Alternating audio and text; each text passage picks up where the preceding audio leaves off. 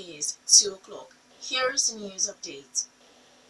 A group of northern leaders have cautioned against the implementation of the recommendations of the 2014 National Conference convened by the Jonathan administration. They also strongly oppose the growing calls for the restructuring of the country being championed by politicians and interest groups from the South three geopolitical zones. The leaders, who were delegates from the North at the 2014 conference, at a meeting say the reports did not enjoy popular mandate and that the major decisions of the conference were taken through undemocratic means. The North three geopolitical zones, according to the leaders, were not given fair representation in the membership of the conference, considering that the North have 70% of the nation's landmass and 55% of its population. In a keynote address, a former minister, Bashir Dahatu, recalls that Northern delegates made several attempts to get the then president, Goodluck Jonathan, to reflect the diversity and complexity of the country in composition of membership of the conference, but they were ignored. Deputy Senate President Ike Ekweremadu has advocated the extension of the whistleblowers policy to track illegal arms and ammunition which are in circulation in the country.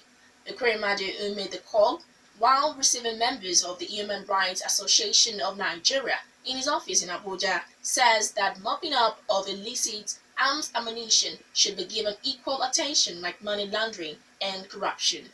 The Deputy Senate President explains that vital tip-offs received from whistleblowers will enable security forces to go after illicit arms and ammunition seized and destroy them, saying that the Senate is disturbed by the mass killings and destruction of properties in the country.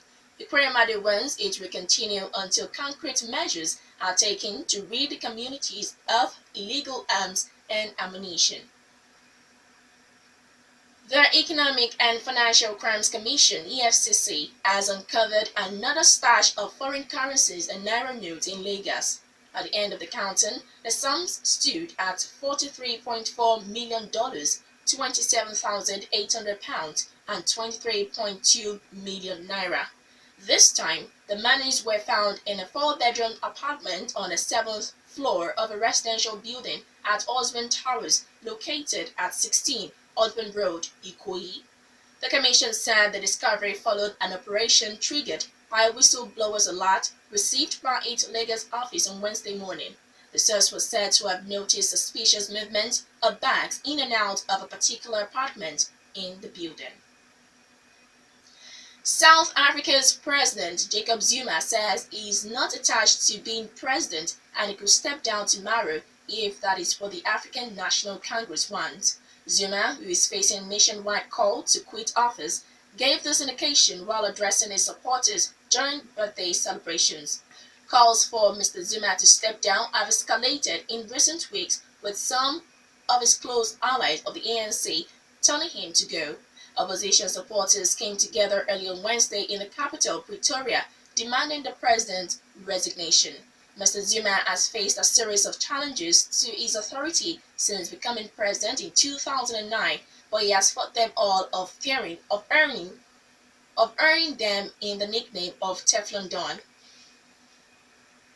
Former Nigerian skipper and coach Sunday Olise has narrowly escaped the blast which took place in Germany during a UEFA Champions League tie between Borussia Dortmund and Monaco.